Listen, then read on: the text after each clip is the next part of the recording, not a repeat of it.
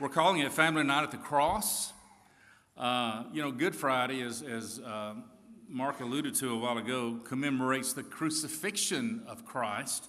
It's called Good Friday for a couple of reasons. One, because in Old English, the word good was a synonym for holy, so it was originally called Holy Friday. But also, Christians believed that Jesus' death was the ultimate sacrifice to atone for our sins, leading to the good news of salvation on resurrection morning. Amen?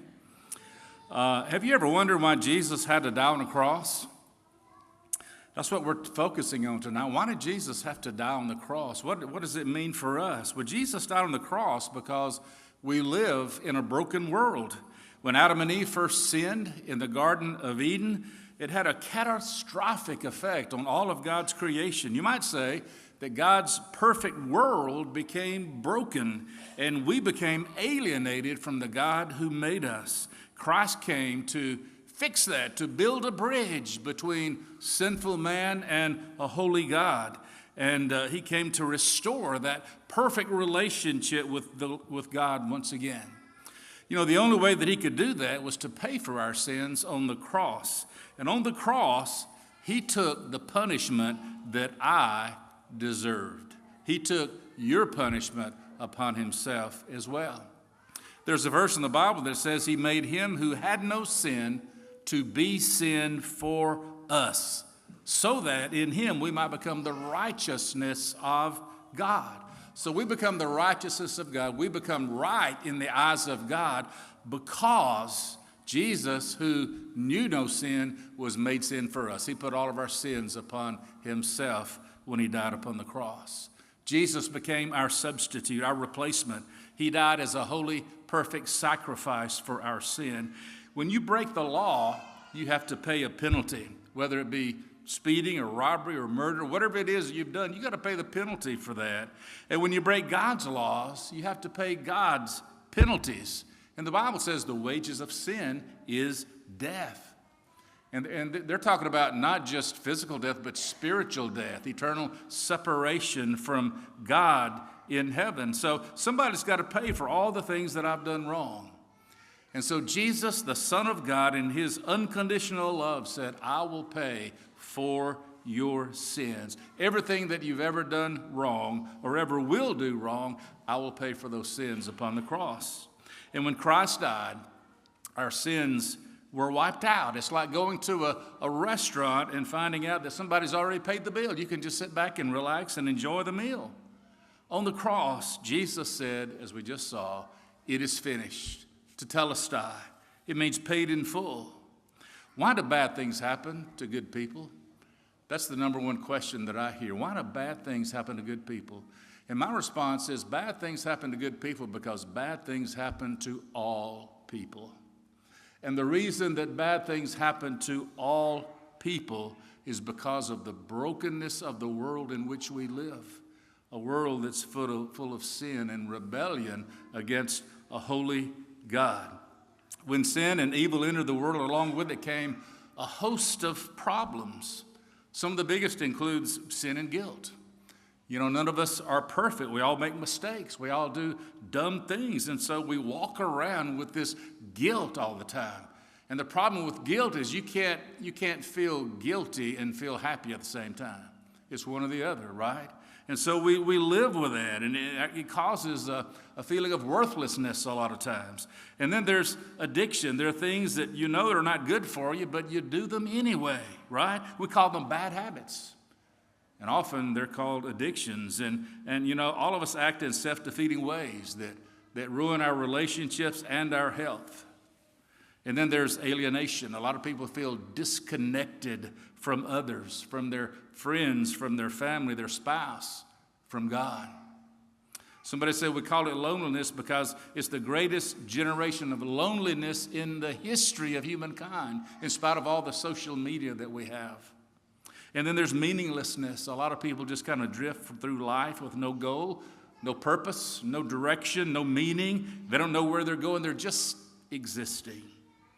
And then worry. People in every culture worry. Worry leads to restlessness and anxiety. When you're worried, again, you can't be happy. It weighs you down and it robs you of your joy. So these are daunting problems. What's the solution? What's the way out? Well, Jesus happened to give us the solution in John 14:6 when he said, I am the way, right? I'm the way. I'm the way out. If you want to overcome all of these things, it comes through Christ our Lord. Jesus specializes in changed lives. He can replace a heart full of guilt with a heart full of joy. He can replace a heart full of worry with a heart full of peace. He can replace alienation with intimacy and addiction with freedom and confusion with purpose. What Jesus did through his death and resurrection solves our biggest problems in life. So, what did Christ do for us on the cross? Let me mention 4 things very briefly tonight. Number 1, he bought my freedom. That's what he did on that cross 2,000 years ago. 1 Timothy 2:6 says he gave his life to purchase freedom for everyone. You know, the word picture there refers to slaves being purchased at a market. In a spiritual sense, all of us were slaves to sin until Christ bought us and set us free by giving his life for ours. You say, well, Mike, I'm not really a slave. Well, let me just say this. All of us are slaves to something, right? You're a slave to whatever it is that controls you in your life. It may be your past or your guilt or resentment, lust, desires, your job. You fill in the blank. What is it that controls you? Christ came to set you free from that. Some people live their lives like hamsters. You know, a hamster looks outside the glass of his cage and he sees freedom. What does that hamster do? He decides to run for it. So he gets on his wheel and he runs and he runs and he runs and he's trying to gain his freedom, but soon he realizes that he's not really getting anywhere, and so he runs faster. And the faster he runs, the faster he's getting nowhere. And an hour later, he's still in that same spot. And many of us have been trying to break a habit, maybe for years. And 10 years later, we're still in that same spot. We've made New Year's resolutions to quit bad habits or to have better finances or to have a better marriage. And years later, we're still stuck in the same place. Why does this happen? We're trapped and we can't change things ourselves. The only way for a hamster to find freedom is for the owner of that hamster to reach down into the cage and lift it out. You see, something bigger than him has to take charge. And I'm saying to you tonight, if you want freedom over the things that are controlling you in life, you cannot do it in and of yourself. You can't do it in your own strength. Nobody else can do that for you. Only God can reach down and pull you out of that cage that you're in and set you free. And the Bible says when Christ sets you free, you shall be free indeed. He bought my freedom. The second thing that he did on the cross is he restored my relationship with God. When you bring two parties together that have been distanced by conflict, we call that reconciliation. And there can be reconciliation between nations, between governments, or between individuals. And when I do something that hurts my wife, you know, there's a break in that relationship that needs to be reconciled. And the truth is, most people feel distanced from God. Most people feel that God is far away. You know, I hear people say, well, I believe in God. I'm not an atheist. I believe there's a God up there or a God out there somewhere.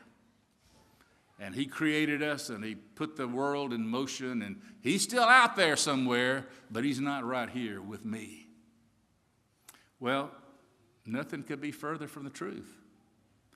God sent Christ into the world to build a relationship with you so that he's not just out there or up there, but he's right here. He's with you and he's for you. The good news is that God took the initiative and came to us through Christ to restore our relationship with him. Notice what Paul said in Romans 5:10. We were God's enemies, but he made us his friends. How? Through the death of his Son. It's an amazing truth. It's almost beyond our comprehension that God, the Almighty God, the creator of this vast universe in which we live, the maker of all things, that God wants you to know him. That God, the Almighty God, wants to have a friendship with you. He wants to have a relationship with you. God says, I want you to know me and love me the way I love you, unconditionally. Jesus is our mediator. He's our bridge builder. I can know God. I can relate to him. I can talk to God. I can listen to God. And I can be friends with the Almighty Creator of all things. Amazing, isn't it? A third thing that Jesus did on that cross, on that original Good Friday, he gave me a new identity. He gave me a new identity. Our culture defines our identity at 4 basic levels. What we do, that's our career, right? What we have, that's our possessions. Or what we know, that's our education. Or how we look, that's our appearance. And so the outside world sees us in one of those lenses. But the change that Christ offers to us is so radical and so profound that we become a new person. The Bible says we are born again, born anew, born from above. We become new persons in Christ. 2 Corinthians 5:17 says, anyone who belongs to Christ has become a new person. The old life is gone, and a new life has begun. When we receive Christ, a spiritual metamorphosis takes place. It's like a caterpillar becoming a butterfly. Christ gives us a new birth. He gives us a new beginning, a new nature, and a new direction in life. A change has taken place. He fills me with love and joy and peace that I've never known before. And he gives me a spirit of anticipation and patience and kindness and goodness and faithfulness and all of those fruits of God's Holy Spirit. They become new in my life. I become a new person in Christ. That's a radical change. That's a radical change. And only he can accomplish that. Only the Almighty God can reach down and pull you out of the cage and give you a brand new kind of life, a new nature. So he bought my freedom. He restored my relationship with God, and he gave me a new life. There's one more little thing that he did for us on the cross. Oh yeah, he defeated death. Amen. He defeated death itself. The acid test of your faith is, how do you react in the funerals of life? I've been to a lot of funerals over the past 40 or 50 years, and I've seen the difference between those who have hope beyond this life and those who have no hope. I've seen the terror in the eyes of people who've lost loved ones, and they didn't know Christ, and they didn't know what was going to happen, and they didn't know what the future was going to hold. That's a scary, frightening prospect. But I've also seen peace in the eyes of those who knew that their loved one knew Christ, and they know Christ. And because they know Christ and their loved one knows Christ, they will meet again in a place we call heaven, where Christ will rule. Look at Hebrews 2:14. Because God's children are human beings, the Son also became flesh and blood. For only as a human being could he die, and only by dying could he break the power of death. And only in this way could he set free all who have lived their lives as slaves to the fear of death. Isn't it an amazing thing that you and I can achieve victory over the fear of death? I don't care who you are or how long you've lived, or how much faith you may have, we all tremble deep down in the face of death, right? Because our life is over on this earth, and, our hope is in Christ. But many people who don't know him, and they're wandering around, they're wondering what's going to happen next. And a lot of people just try to not to think about that too much because it's a frightening thing. But you don't have to be afraid of life or of death. Your past, your present, and your future are all secure in Christ. And if you're a friend of God, here's the thing about it. You never have to be afraid to meet a friend, right? If you're a friend with somebody, you know them, they know you, you respect them, they respect you, you love them, and they love you in return. And when you have an opportunity to see them after a long period of time, you're excited about that. That's a great thing.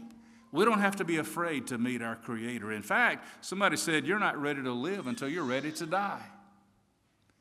And I think that means that when you're ready to die, that means you've received Christ as Lord and Savior, and you know that you're going to a better place. And so, in the meantime, you're ready to live life to its fullest. Let me tell you a story and I'm done. A boy and his dad were riding in his old pickup truck one day when a bee suddenly flew through the open window of that old truck. The boy was highly allergic to bee stings, so he and his dad were both aware of the danger. So as the boy frantically jumped around and tried to avoid the bee, the father just kind of calmly reached out and grabbed it. But when he opened his hand again, the bee began to fly. But the father said, look, son, and he held up his hand. He said, that bee can't hurt you any longer because his stinger is in my hand. And Jesus Christ, when he died upon the cross and he rose again, he took the sting of death upon himself. In death, if your faith is in Christ, death can no longer hurt you. You don't have to live in fear of it anymore. Jesus took the sting of death on our behalf, and death can no longer defeat you. Instead, it becomes the gateway to a whole new life in a place that we call heaven, where there's perfect peace and joy forever. When you understand the things that Christ has done for you, how he bought your freedom and restored your relationship with God and gave you a new life and even defeated death itself, then instead of feeling worthless or hopeless or helpless or powerless or aimless, you recognize how valuable you are in the eyes of God. And life takes on a whole new meaning. But first, you have to do something. You have to reach out a hand of faith and receive that gift of salvation for yourself. You have to receive that gift of freedom and that gift of new life and that gift of victory over death. You have to receive him into your life. And when you receive Christ by faith and you pledge your life to him, then your life takes on a whole new meaning. Amen? Would you bow with me and just pray this prayer in your heart with me?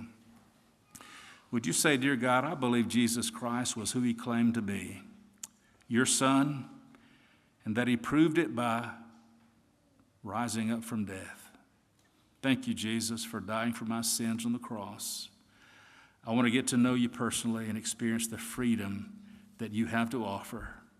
I invite you, Lord, to come into my life and be my Savior and Lord. I accept your free gift of forgiveness and eternal life.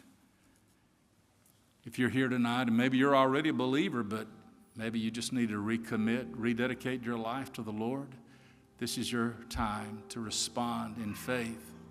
If you have a heavy burden that you're carrying right now, the Lord wants to lift that burden off of you and give you strength. Would you come and trust it to his care tonight? Lord, have your way in our hearts and in our lives. Thank you for all that you've done for us and for what you will do as we put our trust and our faith in you. We ask you, Lord, to deal with our hearts even now. In Jesus' name we ask it. And God's people said, Amen.